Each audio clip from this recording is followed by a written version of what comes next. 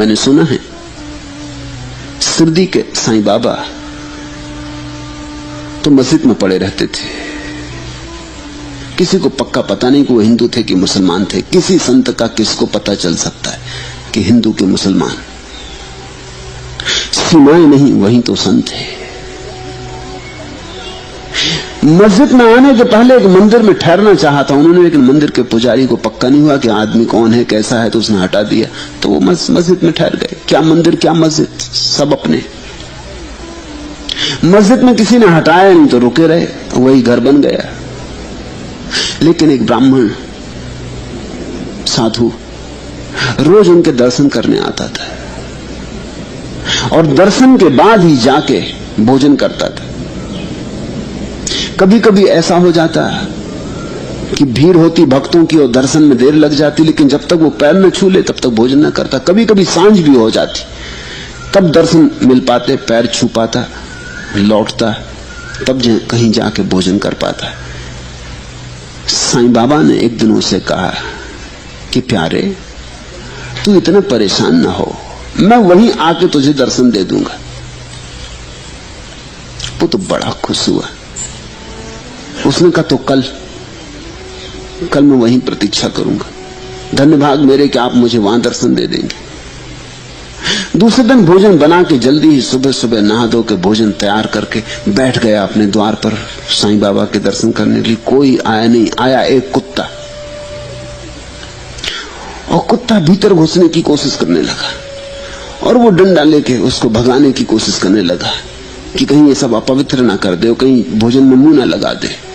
और साईं बाबा भी आए नहीं। उसने 2-4 डंडे भी कुत्ते को जमा दिए। कुत्ता बड़ी कोशिश किया, डंडे खाने के बाद भी भीतर घुसने की कोशिश कर रहा था।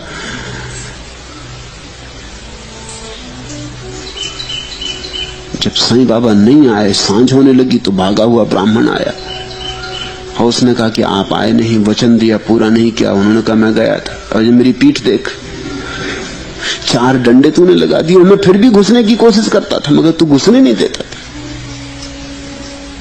तब तो वो रोने लगा। तब उसे याद आया कि उसने गौर से नहीं देखा। कुत्ते में कुछ खूबी तो थी, कुत्ता कुछ साधारण तो नहीं था। अब याद आया, पीछे से लौट के याद आया कि कुछ बात गजब की थी कुत्ते में, कुछ धुनी गजब की थी। कुछ ऐसा ही एहसास हुआ था जैसे साईं बाबा की उपस्थिति में एहसास होता, लेकिन मैं ना समझ, मैं मंद बुद्धि, समझा क्यों नहीं। रोने लगा। कहा क्षमा करें, कल एक बार और मौका दें, अब ऐसी भूल ना करूंगा। साईं बाबा ने कहा तेरी मर्जी, कल आएंगे। तो वो बैठा, अब वो कुत्ते की राह देखता बैठा। हमारी धारणा है, अब वो देख रहा कि कहीं कोई कुत्ता आ जाए। कोई कुत्ता दिखाई ना पड़े, दूर दूर तक सन्नाटा। ऐसे कभी कभी आवारा कुत्ते निकलते भी थे, हिंदुस्तान में कुछ कमी भी नहीं आवारा कुत्तों की। उस दिन सब नदारत ही हो गए। वो बैठा थाली सजाए कि आज कुत्ता आए तो थाली से लगा दूं, पहले कुत्ते को भोजन कराऊं फिर मैं करूं। कुत्ता नहीं आया, सो नहीं आया। आया एक भिखारी, और वो भी कोढ़ी, और बड़ी दुर्गंध उससे आती थी।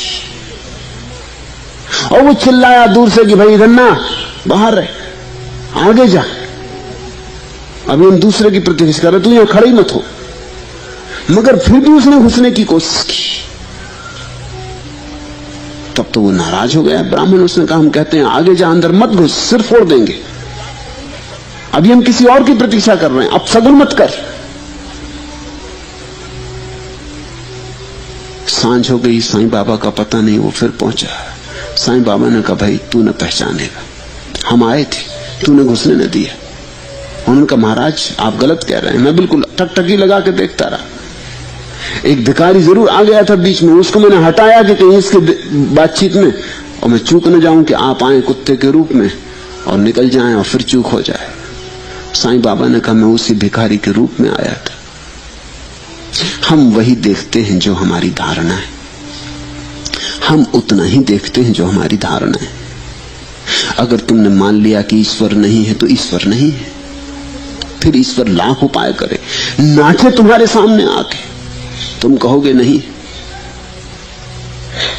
तुम कुछ और देखोगे।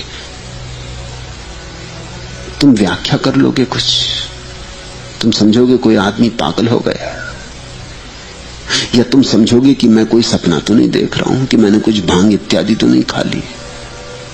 ये हो कैसे सकता है? अगर तुमने मान लिया है कि कभी नहीं होगा, तो कभी नहीं होगा। तुम मालिक हो, तुम्हारे विपरीत यहां कुछ भी नहीं हो सकता।